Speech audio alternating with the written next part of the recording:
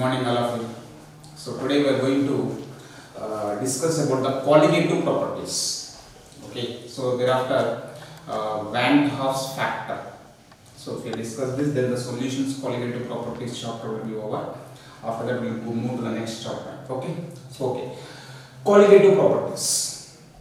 What are colligative properties? Colligative properties are nothing but the properties of the solutions whose magnitudes, whose values depends only on number of particles present in it.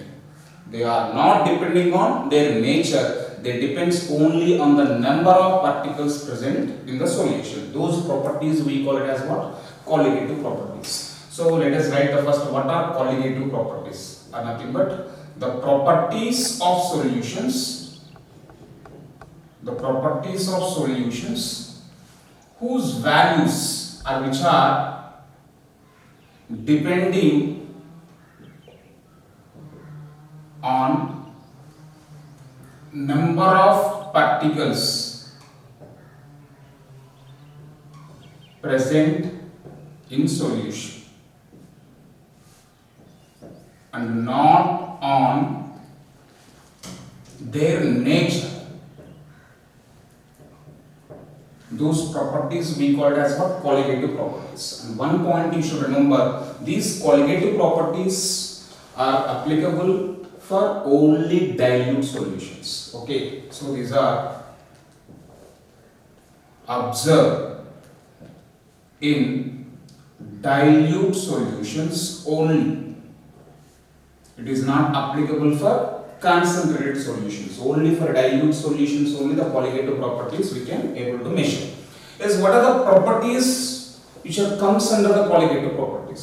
So generally four properties we call it as colligative properties. In that the first one is relative lowering of vapor pressure, RLVP. Okay, relative lowering of vapor pressure.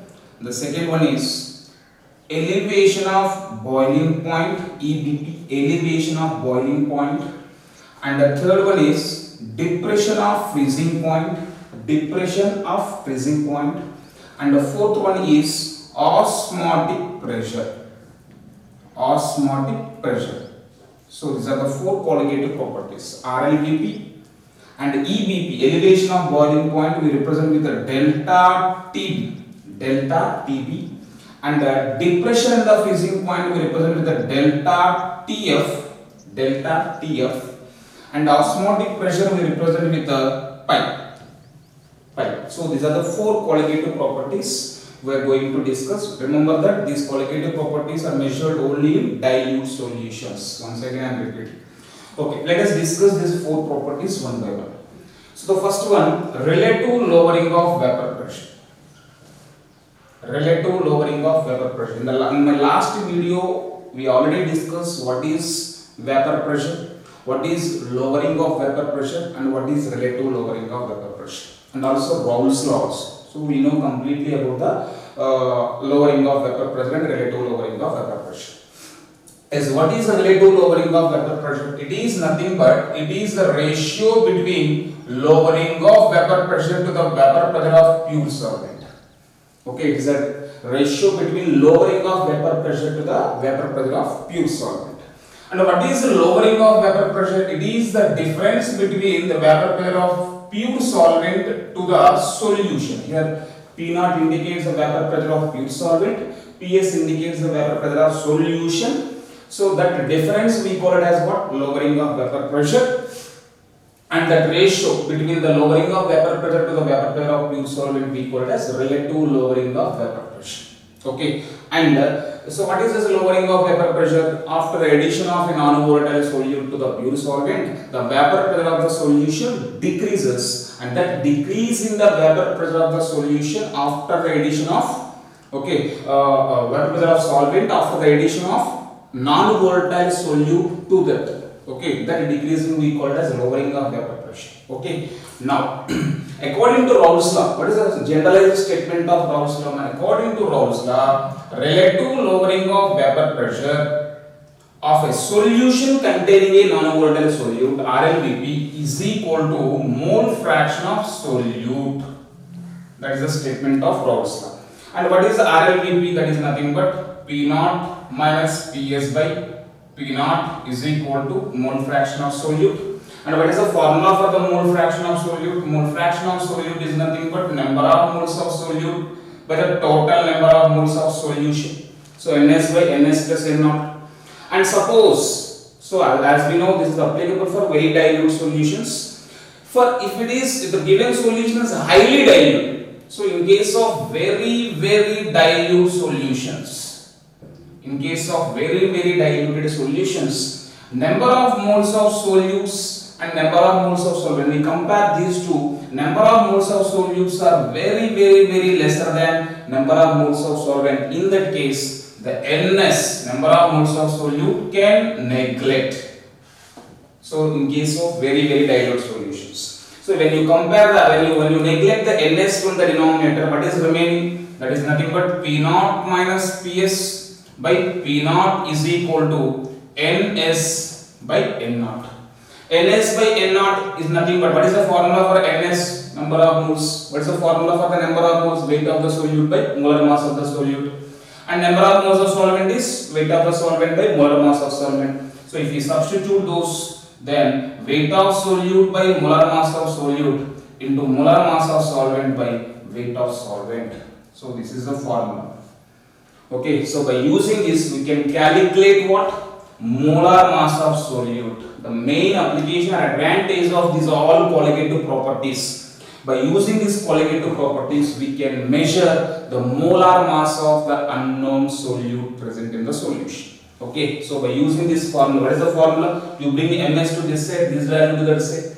Then what we will get? Molar mass of solute is equal to, okay, weight of solute by, so this you can write as delta P. Delta P is nothing but P naught minus Ps. So delta P into molar mass of solvent into, you bring this P naught to numerator, P naught by W naught. So by using this formula, we can calculate the molecular mass of unknown solute of the dilute solution. Okay, and this method of determination of RLVP or the method of determination of molecular mass by using relative lowering of vapor pressure, and this method we call it as what? Ostwald's method. Ostwald's method.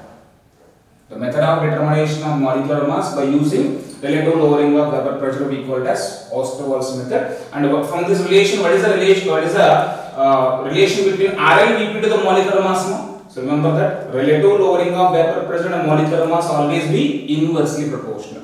Not only this one, all four qualitative properties are inversely proportional to molecular mass of solute. So you can write one statement here, that is qualitative properties are inversely proportional to molecular mass of solute. That you can write. This is the final statement.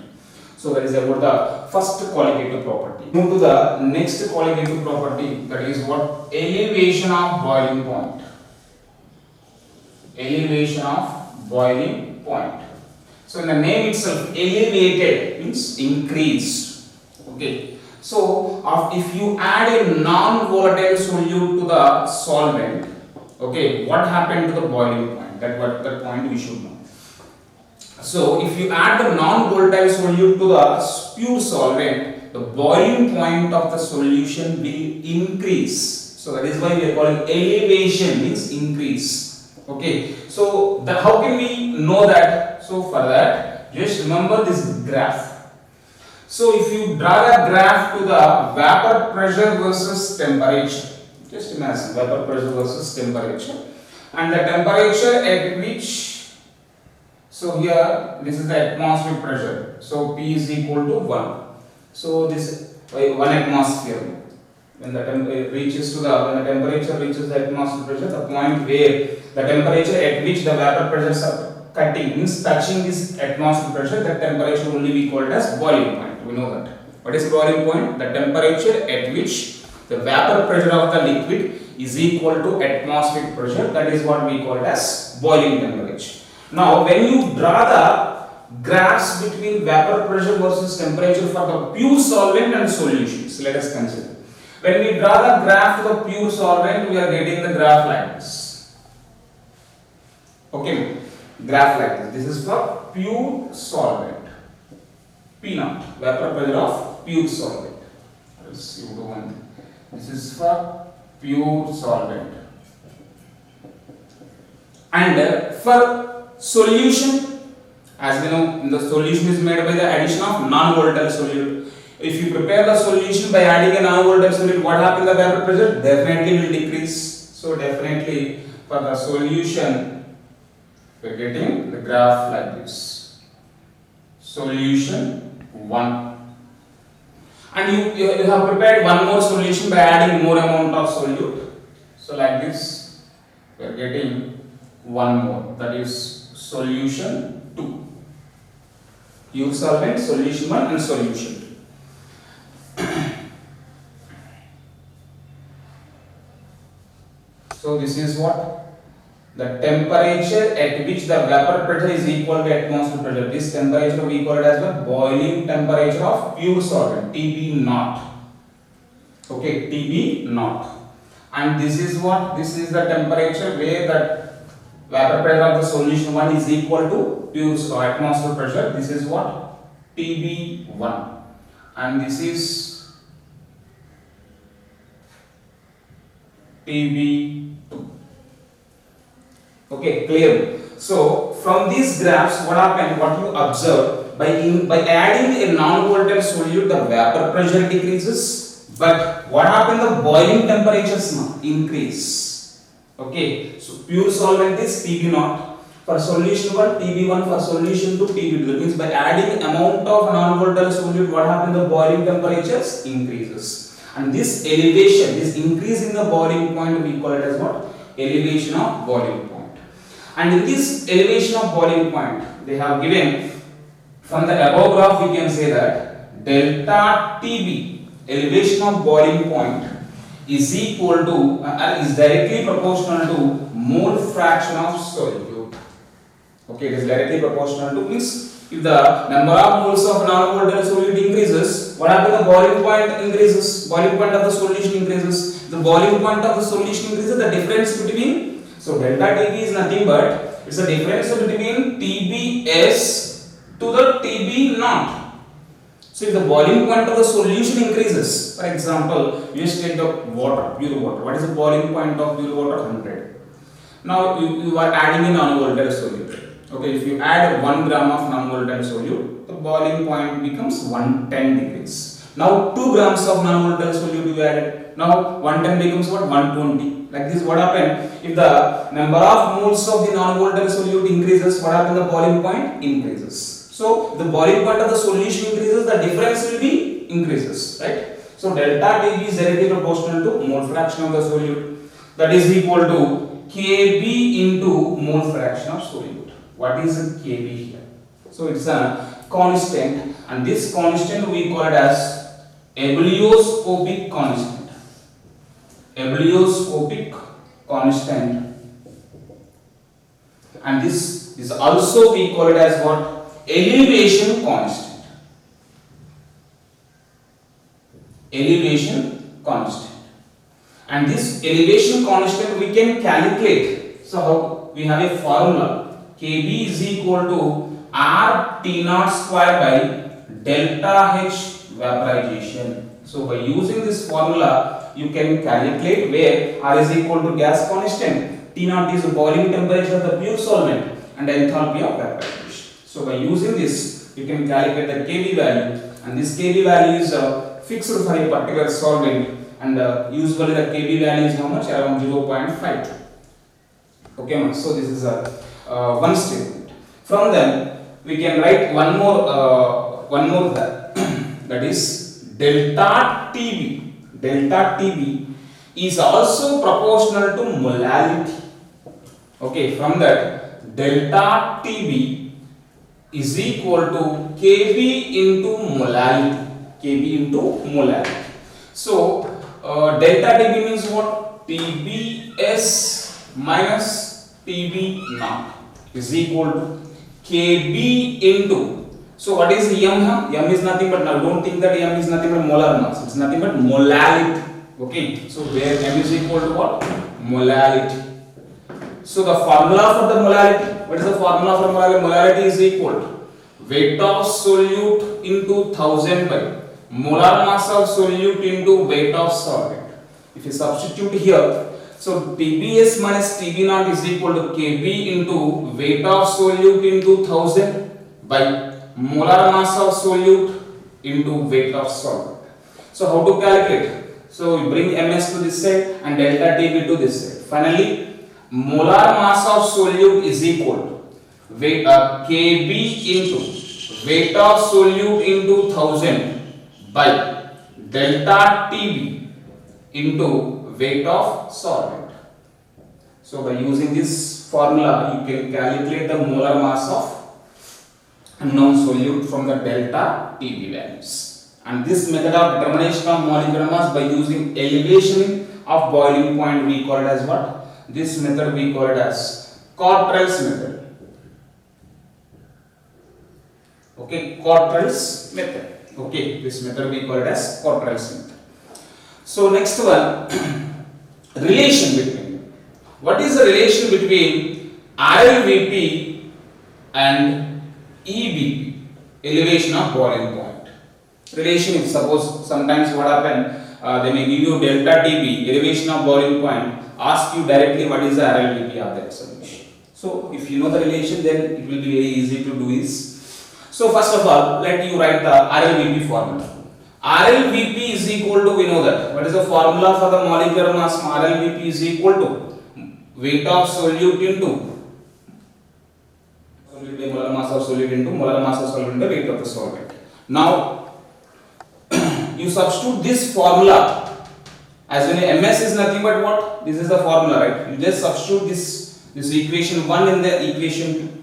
If you substitute the formula, what we will get? RLVP is equal to weight of solute into molar mass of solvent. Now in this formula, whatever the denominator is there, the denominator will come into the numerator. So delta TB into W naught divided by Kb into weight of solute into 1000. Now weight of solute cancel. So what is remaining? There was no common things. So finally by using the remaining formula, so RLVP and the delta TB. So we can easily convert. So this is the relation between relative lowering of vapor pressure and elevation of boiling point. Same as like elevation of boiling point, the third qualitative property is what? Depression in freezing point. Depression in freezing point. But remember that freezing point, what happened to the freezing point after the addition of a non-volatile solute? That point you should remember. The freezing point of the solvent, will decrease after the addition of a non-volatile solute. Okay, but whereas boiling point increase. Here decrease. That is why we are calling it depression. Depression means decreasing in the freezing point of the solvent. So that is why this you can write it as delta TF. You can write it as delta TF is equal to TF naught minus TFS. So the difference between TF naught to the means solvent minus solution is called delta TF. Okay.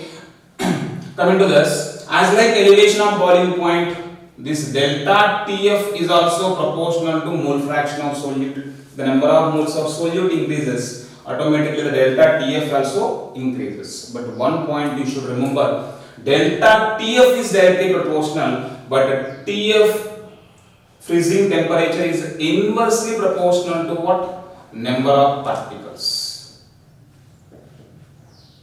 The number of particles increases, what happens? The freezing point of the solution decreases. That point you should remember. But delta TF is directly proportional. TF is inversely proportional to the number of particles, but delta TF is directly proportional to number of particles. Okay. In 2018, they asked in JEE this question.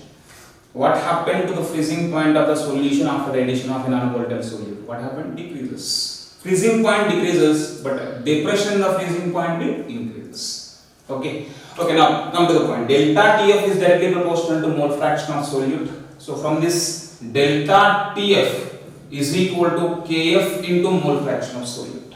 Here, what is a Kf? As like ebullioscopic constant, Kf is a cryoscopic constant. cryoscopic constant, and also we call it as depression constant. Depression constant. As like ebullioscopic constant, this value for a particular solvent, this value is also constant, that is around 1.3 something value. It's a fixed value. Okay. So this is a Kf value. So delta Tf is equal to Kf into mole fraction of solute. So from in the place of mole fraction of solute and the Kf value, as like Kb value, here also there was a formula for Kf. Kf is equal to R T naught square by enthalpy of fusion. So by using this formula, you can calculate what Kf value. So and one more thing, what is the relation to delta Tf and molarity? It is directly proportional to molarity. From this, delta Tf is equal to Kf into molarity. If you substitute the molarity formula, delta Tf is equal to Kf into molarity formula, weight of solute into 1000 by molar mass of solute into weight of the solvent. So by using this, you can calculate what molecular mass of the unknown solute. And this method of determination of molecular mass of unknown solute by using depression in the freezing point, we call it as Rast method. Rast method. So in that method we call it as Cottrell's method, and this method we call it as what? Rast method.